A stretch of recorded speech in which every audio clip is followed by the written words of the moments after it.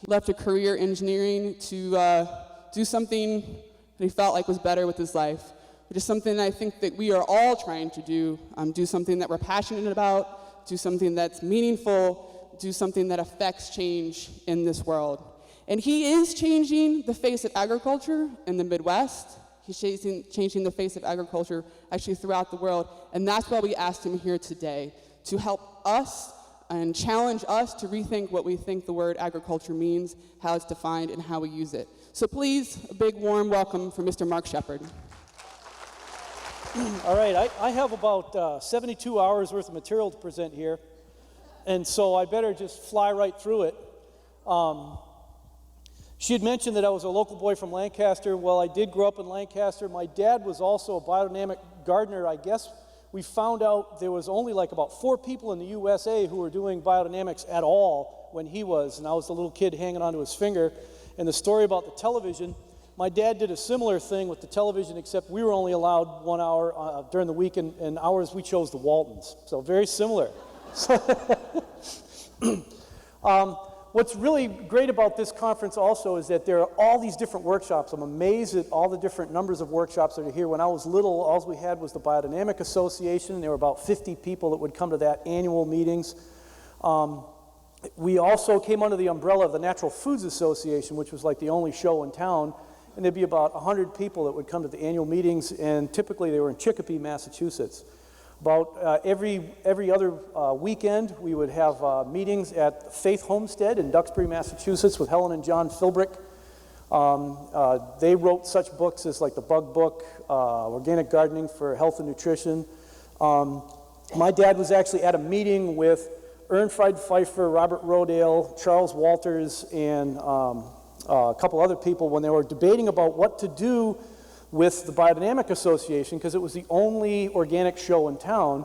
And Rodale said, you got to get rid of all of this like other kind of worldly description stuff and just describe the practices. And Pfeiffer said, no, because if we describe just the practices, it's going to end up being devoid of the human heart and human spirit, and it'll be nothing but a set of laws that will be contained somewhere, and the marketplace will take over, and it'll tear apart the community part of agriculture. I think that was a very perceptive thing. So Rodale split, started the whole Rodale Institute, Prevention Magazine, Organic Gardening Magazine. After a few years, Charles Walters was a little bit frustrated. He says, yeah, but what about farmers? And so he started Acres USA. So right here in Massachusetts was a huge, cauldron of activity going on once upon a time. Who's making this go backwards? Me? That's me. I'm pushing buttons. I'm supposed to do this. Some of the people that would come to our meetings, Samuel Kamen, if there's anyone here from Stonyfield Farm, the founder of Stonyfield Farms Yogurt, he got his first plastic containers from my dad, who worked up in Fitchburg. So he started making yogurt behind his wood stove using 1 gallon or 1 quart plastic containers, and the cream would float to the top. It was the first yogurt on the market that had the cream on the top, and it's because they made it batch by batch by batch by batch. Some other people that would come to our meetings were Rob Johnston, started Johnny Selected Seeds, and this Ben Cohen kid, or him and his buddy, started some kind of ice cream company, whatever. And so I was this little kid surrounded, Helen and Scott Nearing, these big famous names from way back when. I was just lucky to be there, I guess. There's a lot of talk about sustainable agriculture here. A lot of the workshops going on are very details oriented and are an essential part of our learning. What I'd like to do is kind of expand the whole thing and get us to start thinking about the big picture, the big picture. And if we're not thinking big enough picture enough, we'll have to expand the lens even some more. We see here a lot of things that are pretty trendy in the news with technology, from biomass, biodiesel, electric vehicles, wind power from mechanical, electric, photovoltaics, etc., mechanical pumping. All these are great, but these are like just doodads. We can have a farm and do all these different doodads, and it's still not going to be sustainable until we fundamentally change how we get our foods. And I make a little distinction here about food, to me, as our staple foods, our carbohydrates, our proteins, and our oils. Not necessarily like the vitamins and minerals, but the staple foods. That's actually an aerial photo of our farm right here. When we got it 18 years ago, it looked more like that. More like that. I first heard the definition of permaculture, I believe, in 1986. I had anybody here speak Australian? It was an Australian public broadcasting show, and I heard Bill Mollison say in his very Australian accent that permaculture, permanent agriculture, was where we design an ecosystem to produce our food, fuels, medicines, and fibers. And the aim is to create systems that are ecologically sound and economically profitable. And that just like short-circuited something inside here, and it's like, oh my goodness, this is it. This is what we're looking to do. Create ecological systems that are economically profitable. This is Uncle Bill himself. He wrote the book, The Permaculture Designer's Manual, a whole bunch of other stuff. I think he's 94 now. They still wheel him out every once in a while. I have the first edition of the Permaculture Designer's Manual. Permaculture was so new back then that everybody who had ever trained in permaculture design was listed, their names and address, in the back of the book. And there was like about 100 different names in it. Mine's held together with duct tape and string and coffee stains. And so I had to write this book, Restoration Agriculture. Well, why, if permaculture is such a good thing, did I have to write a book called Restoration Agriculture? Because from my perception, the whole ecologists movement have failed to actually do much ecological restoration on this planet. And unless you've been living in a hole in the ground, you guys can see that the human race and the biosphere itself is in kind of rough shape. And a lot of it has to do with us. Go ahead and deny that if you want, but there's a lot of the damage is caused by human beings. We need ecological restoration. We need clean air, clean water. We need food, so we need agriculture at the same time. And there's this war that's been set up between, oh, we can't have the environment because it's against the economy. No, we have to have an environmental economy. We have to redesign agriculture in nature's image and restore ecological function to the planet and produce our food, fuels, medicines, and fibers, which I thought that's what permaculture was supposed to do. What permaculture has become is you can just go online and search for it, and you'll see a lot of these different urban-suburban applications, which are great, absolutely applaudable, essential, have to happen. But what these do not do is they do not feed people. Because everybody in these situations right here with these beautiful, look at that beautiful front yard. Look at the opportunity, unlimited opportunity. What they fail to do is actually feed people. They feed the soul and that we feel better that we're doing something right, but we have to take the next step. We've got to ratchet it up. Permaculture has to give a real answer to real big questions on this planet. And a mud oven might be a great idea in Arizona, but it rains here. And it rains here and it turns your mud oven into exactly that. Well, what about the stone that you built the mud oven on? Why not make a stone oven? There's a lot of inappropriately applied techniques in permaculture, or what it's like, Americans are hooked on this like one true answer. Hugelkulture, a bunch of sticks and put dirt on top of it, solves every problem. It has a use, it has a place, but let's use it appropriately in the appropriate location. And my favorite thing that people grab onto is the rain barrel. The rain barrel is a design hallucination. It's not actually designed upon actual real data from the real world. A 10 by 10 square of impermeable surface generates 62 gallons of water in a 1-inch rain. The first rain that falls on your 40 by 40 house fills your rain barrel, floods your basement, causes black mold, everybody gets lung cancer and has to go to Mexico because they can't afford their health care costs. Design failure number one. Design failure number two, now 3 weeks go by and you have to water your tomato plants because you're a sustainable permaculture gardener. So half the water is evaporated, you water 10 tomato plants, the other tomato plants die. Design failure number two. Here's one for you policy people. I think it should be new urban and suburban policy. Every single family residence should have an appropriately sized swimming pool to capture 100% of the annual rainfall and store it in the backyard for fire control, for irrigation, et cetera, et cetera. Mandated swimming pools in the backyard. When all these permaculturists go home, this is what they eat. 90%, 99% of people's staple food crops are annual plants. Now, annual plants require that you destroy the perennial ecosystem and expose the bare black dirt in order to grow your seeds. This is a place in eastern Ohio in what's called the Firelands, where during the Jefferson administration, this guy looks old enough to remember the Jefferson administration, they sent these people going west, surveyors going west, and every 6 miles they'd have to stop and describe what they see. They had just come out of the Appalachians where there was 3 million foot tall, 10-foot diameter American chestnut trees with an understory of sugar maple with 4-foot diameter trunks, 60 feet to the nearest branch. They came out into this area that was about 6 oak trees per acre. There were the wildcats hanging in the trees with deer dripping from the branches. There were bison, there was black bear and grizzly bear. There were elk, deer, and a who's who of birds, ground nesting birds. the thing that impressed them most was the fact that the grass was over their horses' heads. This was the phenomenal abundance of these systems in North America. These were some of the tales that brought people out to the various different places in the Ohio River Valley to settle. And so, of course, what do? We go ahead and we clear down all of this abundance to scratch up the soil to plant our crops. Well, lo and behold, in April, there's so much organic matter in the soil, it holds so much water that it's too wet to get in there with our plows, so we dig ditches and drain all the water away. 99% of the problems that agriculture faces today, we've created because we've been doing agriculture, annual crops agriculture. And it kind of goes all the way back, a long, long ways back, 6,000 to 10,000 years ago, where there's a major shift in how people got their livelihood. The primary livelihoods before that were hunter-gatherers, where small family bands would go from abundant resources to abundant resources seasonally. Another kind of culture came through that was doing pastoralist nomadism, where you'd wander around with your herds from abundance to abundance. Some point in time, all of a sudden, people stayed put. They started to build huge structures. There was a division of social classes into like priest, king, warrior, merchant, standing military. It was the first evidence of organized warfare. It was the first evidence of misogyny from various different ritual mutilations, head binding, foot binding, slavery. It was the extinction of the mass extinction of the megafauna across the planet. No more 19-toed sloths and 85 different kinds of armadillos running around. All of it happened coincidentally at about the same time that the staple food crops switched to annual plants, and it's still this way today.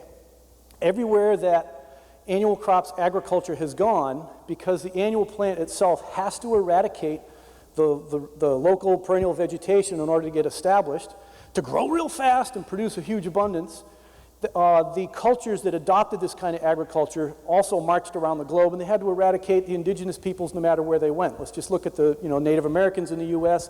and the Aboriginal Australians. They're the latest example of what civilization and agriculture have done wherever it's gone.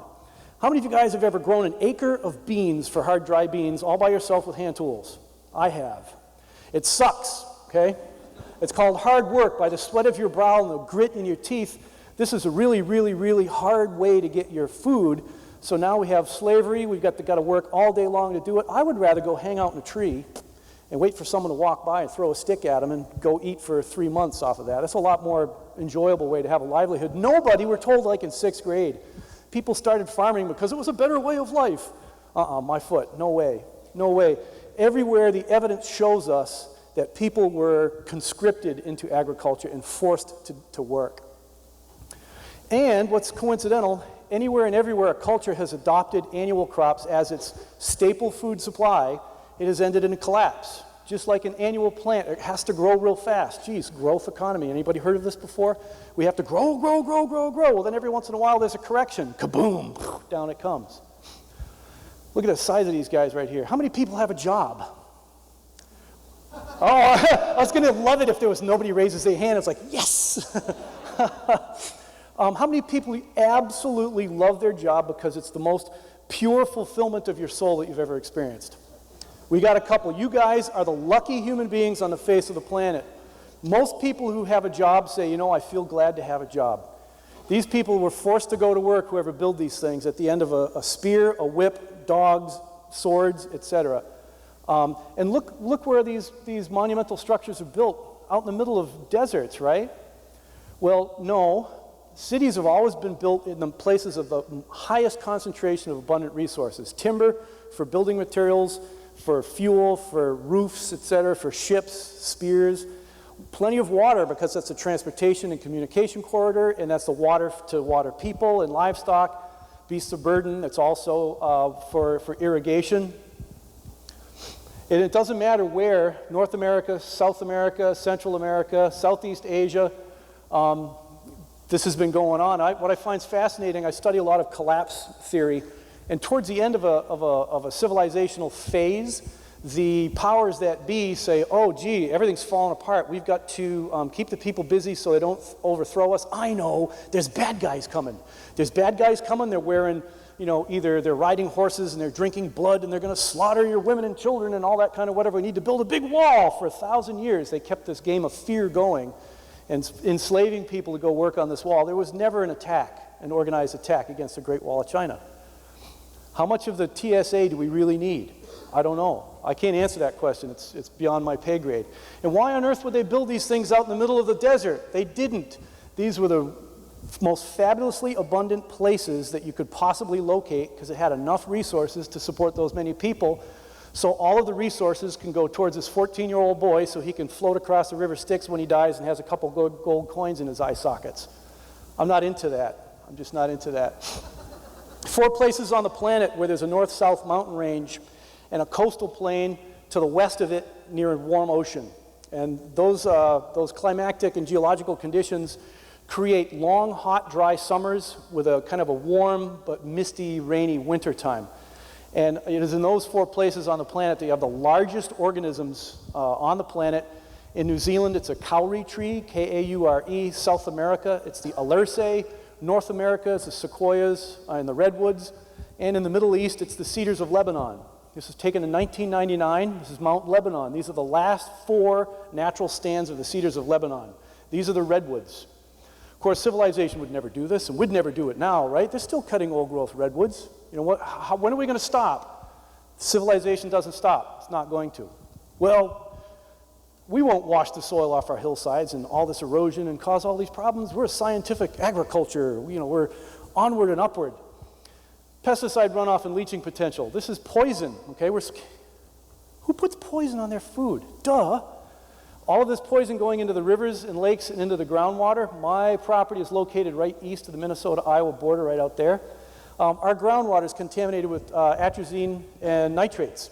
We're told that it takes geological eons to recharge the aquifer, but somehow we've been able to poison the aquifers in 60 short years with poisons. Duh, we can turn this around. We need ecological restoration. This entire continent, once upon a time, was a perennial landscape. Wherever you see yellow, green, or red, that's annual agriculture, folks.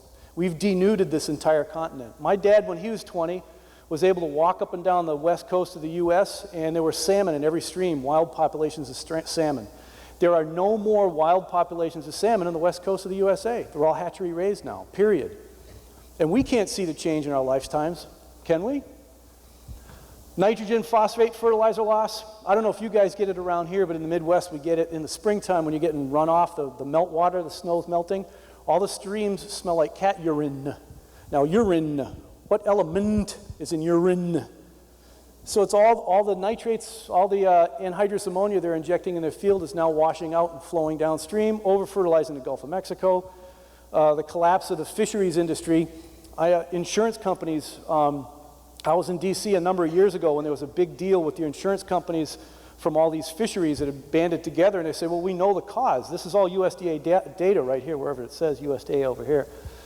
USDA data shows that this is where the problem's coming from, and it's killed the fishing industry in the Gulf, so therefore these guys should be responsible for it. Too much politics involved, they couldn't solve the problem. I think the problem is the type of agriculture. So we're poisoning the land, we're poisoning the water, we're washing the soil away. Everywhere you see red is 2 millimeters of topsoil per year, per acre, washing downstream. If you were to take 2 millimeters of topsoil per acre and put it in a pile, how big of a pile is that? It's a 20-yard dump truck full of topsoil. Those of you who are in the landscape business, how much does a 20-yard dump truck full of topsoil cost around here? A lot. That's a good number, thanks. Out in Wisconsin, about $450 a truckload. I'm sure it's more expensive around here. So there's a net loss of $450 an acre that's not being accounted for. But oh, that's all right. We'll just add more fertilizer to it, right? And this is the reason. This is the reason why. We're scalping the native perennial landscape, and we're planting annual crops, which for 8 months out of the year, it's bare naked soil. Well, some people are using cover crops. A cover crop is not a perennial ecosystem. It's at anything, it's a holding action to prevent all that loss. My grandfather on my mom's side of the family lost a family farm during the Dust Bowl years.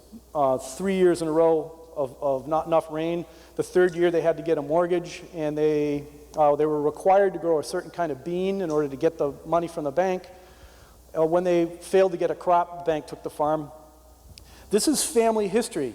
I don't know how many of you have family history of losing farms in the Dust Bowl, but all of my family's relationship with money, with banks, with politicians, with authority stem from the fact that, you know, my grandpa was probably a good farmer. He did the best he could do.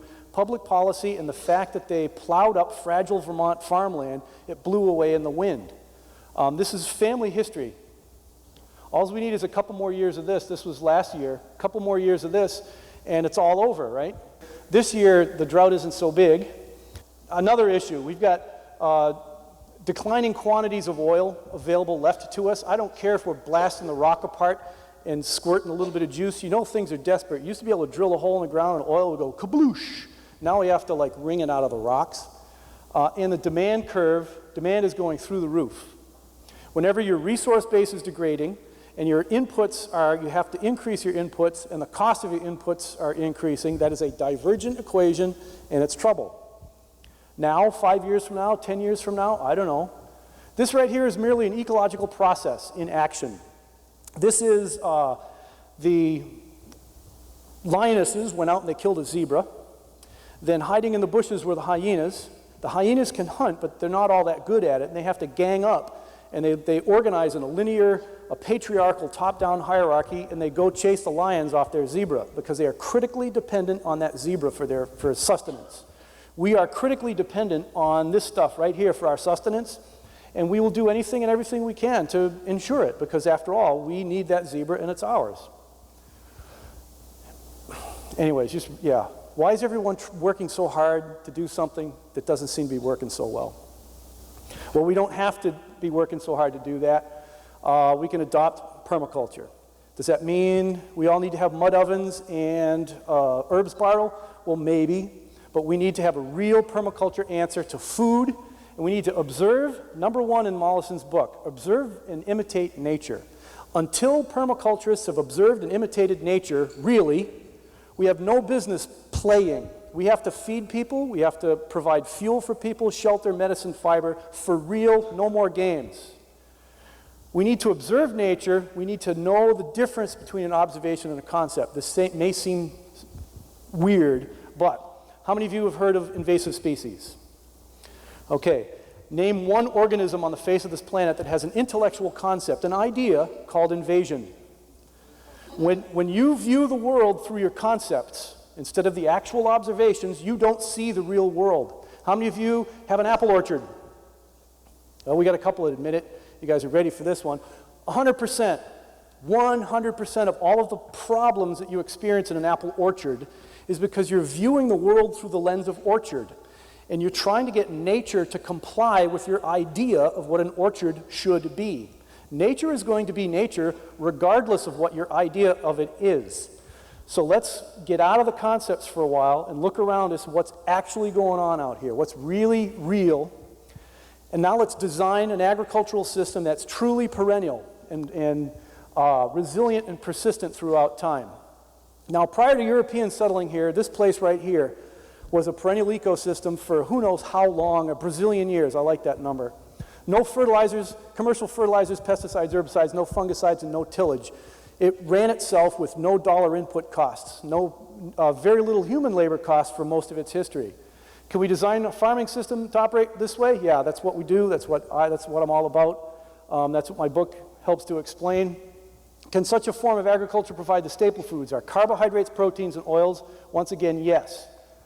Can such a farm be economically viable within the current economic system? That's the big trick, because all of us come with different economic baggage. We have different expenses, and we have to transition from where we are today to where we get tomorrow. In my book, I outline a little process, step by step. Identify your biome and the plant communities where you live. So whatever grows naturally and wild, on the brush on the side of the road, imitate that, because we can go by, we can mow it, hit it with herbicides, snow plows, salt, and it still keeps coming back. That's sustainable. If you go ahead and mow your cornfield and then herbicide it and then salt and then hit it with the snow plow and drive on it, it doesn't come back, does it? That's not sustainable. I don't care if you're using 45 tons a year of compost. Then we do earthworks to manage our water resource.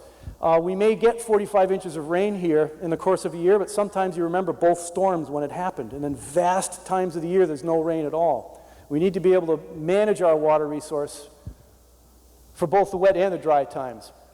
Then we established edible woody polycultures. This right here is a photograph of my farm that 15 years prior to when this picture was taken, it was a cornfield. This was corn stubble. 100% of the plants there have been planted there on purpose in a particular pattern so we can mechanically plant it, maintain it, harvest it if we have the harvesting equipment, and then animals are now used as the tool to manage the system. 100% of the stuff in here is converted into economic either an animal eats it, or it's sold as an ornamental, or we harvest it ourselves. Then after we set up our pattern based on the water management, we build our fences and roads. We establish the agroforestry practices, which I'll be talking about this afternoon. Who's the person doing the agroforestry workshops in here? Raise your hands. Go to their workshops. And then you manage for eternity. These plants are perennial plants. The 35th oldest living organism on the face of the planet is a chestnut tree on Mount Etna in Sicily. It's 4,200 years old. Show me a 4,200-year-old corn plant. Managing the water resource, we'll talk about this afternoon in a little bit more detail, but we have our system right here. Find a key point. Notice how it's a little bit wetter right there. Your key point in this primary valley going up here. There's also minor key points up here, here, here, here. It doesn't really matter which one you pick to start your system. Pick one. You may not own this one. Pick one. Start with a pond, a key point pond. Have outlets that overflow, and now we spread the water from the valley to the ridges ever so slightly downhill. We parallel that uphill, so we're intercepting all of this water, and we're spreading it out before it has time to accumulate and roar down here. And there's a pipe down here, USDA pipe. Put little pocket ponds wherever you cross these valleys. You guys, this will be on the test this afternoon who come to my workshop. Overflow ponds on the shoulders of the ridge, a pond up in the saddle, outlets from there, pocket ponds that cross over the little valleys. We feed this from the top hills either side, then we plant our perennial woody polycultures. We do whatever we're doing in between. Do you think that this system we just set up right here is a little bit more productive than 8 cows in the desert down in the southwest corner? This is a lot more optimized, and none of this will break down or go away. I know of systems like this that were put in the 1920s that are still around. Then we work with a keyline plow or a subsoiler to condition the soil, get air to penetrate, get the roots to penetrate. We can now increase the organic matter in our soil dramatically, which is our biological sponge, which helps our fertility cycle, and on and on. Then and only then can we invest in infrastructure. We don't need to until we have the system optimized as far as water. What you'll end up with is a system that looks somewhat like this. When we have 1.5 inches of rain, this 60-acre field right here floods, and if you've ever seen 60 acre-feet of water come roaring down in a 10-foot swath, my kids have whitewater kayaked in here whenever it rains, until, of course, they got a rash from all the chemicals in the manure. What happens is as the water tries to flow down the valleys, it gets spread out, spread out, spread out. It has time to soak in, and you'll need that to happen because we're planting more trees than this place could ordinarily support. We have way more biology going on, and we have way more water available for that biology.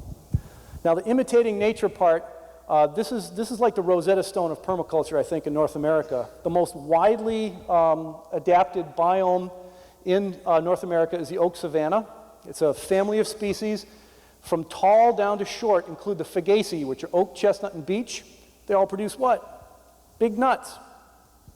Apples were an understory before Europeans got here. They were mostly crab apples. Hazelnut was a shrub layer. The prunus family also had tall ones, medium ones, short ones. This is a great, very flexible family of plants. Raspberries, grapes, currants, forage, animals, and fungi. Does anybody think that we could imitate this natural system with selected crops? Of course we can. Once you set this up, it's 100% perennial. Where do our annual costs go? They disappear. And we could actually produce just as much carbohydrate, protein, and oil per acre, if not more, using this system. It's adapted to dry sites, wet sites, far northern sites. These are some in Minnesota and the North Dakota boundary. This is in Michigan. The savanna biome is the biome on planet Earth that supports more mammal biomass than any other biome that's out there. One of the reasons why I can do that is because it has this deep three-dimensional structure. It can just capture that much more sunlight. Let's take knee-high by the 4th of July. Our corn should be that tall, right? Knee-high, how much sun can that capture? Not very much. When was the longest day of the year? 21st of June. So like 3 weeks ago was the longest day of the year, and the corn's not even fully deployed green yet. These systems are fully deployed in April and May, 100% green, top to bottom. Doesn't it kind of look like that? Yeah, it kind of does. Who knows what the dominant grazing animal was right here in Worcester, Massachusetts before people got here? Mastodons. Mastodons were the landscape managers that kept all the forest open, semi-open, so we had both trees and grass. This isn't forest gardening, and this isn't a prairie. This is this intermediate phase. Mammoths would follow behind them, but they were mostly grasslands dwellers. Well, okay, so I'm breeding elephants, but it's not happening very fast.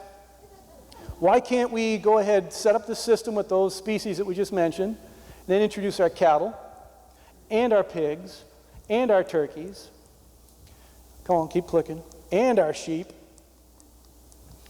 and our chickens? Where are the annual costs involved in this? This is a perennial system that has byproducts of tree seedlings for sale, you know, young animals. We've got dairy products, meat products. If you want to be a total vegetarian vegan, well, why not eat chestnuts and hazels and apples and grapes and raspberries and currants? Sounds pretty good to me. So here's our nice, happy little farmer. If we don't have all of this big, huge embedded cost, in theory, we should end up with a bigger bag of gold coins. Still working on that one. I just wanted to mention chestnuts briefly. Chestnuts are basically a low-fat, high-carbohydrate seed. This is bread that grows on trees. You can make any kind of breads out of it. It doesn't have the gluten in it, so it doesn't make a raised loaf. So if you're going to be eating bread products, we can eat bread from trees. Cool. Apples, food, juice, vinegar, alcohol. Look at the quality of the fruit on that tree there. We've been certified organic since 1995. We use no sprays, none, zero, absolutely nothing whatsoever. That's the point. The point is to find the varieties and to breed the varieties that are pest and disease resistant naturally all by themselves, that take care of themselves with my trademarked management technique called STUN, sheer total utter neglect. If you can handle sheer total utter neglect, this is for you. It's great. You don't even, all you have to do is wipe the bird poop off of that and it's safe to eat. This is real food. It's real food. Hazelnuts, protein and oil. Same amount of kernel weight per acre as soybeans, 3 times the oil. You ever pick up soybeans and get oily hands? Of course not. Well, then why are we thinking of pressing soybeans for oil? It's dumb. Plus we get 50% of the yield is shell, which burns as hot as anthracite coal, and coppice wood. The wood that comes off of these systems is ridiculous. Whose phone do I have to eat? Oh, she's the boss. Good, right. So then if you mix a little bit of oil plus some of the alcohol that you made from the apples, you make your own diesel fuel. Or you burn it direct. And once again, I'm not talking about backyard gardening or forest gardening. I'm talking about agriculture at scale. This is one of the few countries left in the world where we industrially harvest apples using human labor. It's considered like bad human rights abuse when you have human beings pick apples when there's machines that do it. 50% of the world's apple ethanol comes from South Africa. These are machines in South Africa harvesting apples. Germany, France, that looks French, doesn't it? Well, anyways. My grandpa's name was Bouvet, so I can pick on them guys. This straddle harvester that harvests hazelnuts, you can do it by hand, or we can go to scale and you can drive around on one of these machines and listen to your country music in air-conditioned John Deere. This is a seed picker-upper, walnuts, pecans, chestnuts. This is a picture of a nut processing facility. Big silos just like corn. There are 7 billion people on this planet. There is no such thing as a niche market, okay? Everything is for sale, and we need to grow stuff at scale in order to get it on trucks and get it into the marketplace. Back to the garden. So this is kind of what our produce garden looks like. 100% of this is some sort of edible plant or wild kind of crazy plants and flowers going all over the place. Weed control, all we do is we make sure our crops are kind of ahead of the weeds. We don't really care. Here's the apple orchard, and if we had time, I'd say, okay, go point to the apple tree. And usually it'll take even an apple orchard is 10 or 15 seconds to finally find the apple tree. Well, guess what? Pests can't find it either. This is a hostile environment for pests. We've got tree frogs, we've got toads, we've got bats at night. I took this picture the very day that I saw up here was eastern kingbird. They fly out here and catch bugs. Eastern phoebe, that's an apple tree, by the way. They go out here and the sun hits the ground, and down here was a bluebird. But grapes and chestnut, hazelnut, they're all in rows. This is a little bit illusory because I'm looking across the rows. If you look lengthwise to the rows, discrete rows of the various different things. Okay, now let's do a little math on this. This was all a cornfield 15 years before this. Potentially 3 to 7 times the energy capture per acre as an annual crop field. Short rotation woody cropping systems, State University of New York did this research, show that we have this much more energy available than an annual crop field does. I don't need to get 300 bushel an acre corn when I can have 3 to 7 times the total energy per acre. We improve the resource base. I mean, you guys have seen trees growing out of cliffs, right? They don't need soil. Trees help create the soil. I'm still looking for somebody to give me a rock in the middle of Spednick Lake between Maine and Canada, and I will show you how to farm on the solid rock. And so whoever's got that rock, let me know. We're going to create the soil. It's perennial. It reproduces itself. One of the income streams is seedlings. One of the income streams is young stock. There's something going on all the time, and we can propagate this fast. Because we can get seed to you and to you and to you and to you really fast. There's no plowing, cultivating, pest or disease control once established. There's a year-round harvest. I start harvesting in February. I'll finish in November whenever all the animals go to sleep in the freezer. There's no erosion. It's non-toxic. I think it's beautiful. If you don't think it's beautiful, put some black plastic edging around here, get some of that pink spray-painted mulch and shake it around in there, then it's beautiful. That's working with nature. This is imitating a natural ecosystem and allowing it to follow all of nature's rules and just harvesting the abundant yields when they happen. Or we can do this. Even if this is certified organic, 100% certified organic, there's 7 times less energy capture potential than a savanna. You're already playing with 5 cards out of a 52-card deck. It degrades the resource base. We already talked about the soil erosion, chemical contamination, etc. You have to plow, herbicide, pesticide, fungicide, fertilizers year after year after year after year after year. One crop, one market, total risk exposure. If those of you guys who remember in 2008, there was bread riots all around the world because the price of wheat was so expensive. Well, it just so happened that it was the year with the highest wheat yields ever on record. And the price paid to the farmers was the lowest ever on record. Well, because a multinational conglomeration trading through the Chicago Board of Trade happened to corner like 60% of the market, and they made money off every single wheat trade. They kind of started the whole Arab Spring by shorting people on the wheat. That's not fair. That's not a good business model. You have degraded landscapes, degraded small towns, degraded cultures. And where does this lead? Everywhere that a culture has based its staple food crops on annual plants has ended like this. It's gone to the most abundant, resource-abundant places on the planet, cut all the trees down, washed all the soil away, contaminated the water, overpopulated the local area, then invaded the next place in order to spread the good around. And towards the end of a cycle, these guys get PO'd at these guys, and they say, pick yourselves up by the bootstraps. We're sick and tired of you being on the dole. Go to work, get a job. These guys say, well, if you would only let something trickle down besides your pee, maybe we could make something of our lives. So these guys blame these guys, blame these guys, and it ends up in some sort of social collapse. We can do better than this, folks. We can do better than this. I propose that we do something like this on all of our farms everywhere. Continue to do what you're doing and work toward imitating a natural, balanced ecosystem with 100% of the green being some sort of food, fuels, medicines, and fibers. That's real national security when every tree, plant, and bush and vine everywhere is food for somebody. And if you think I'm crazy, guess what? The ones who are crazy enough to think they can change the world are the ones who do, and I hope you're crazy enough. So go home and put roots in the ground. Thank you.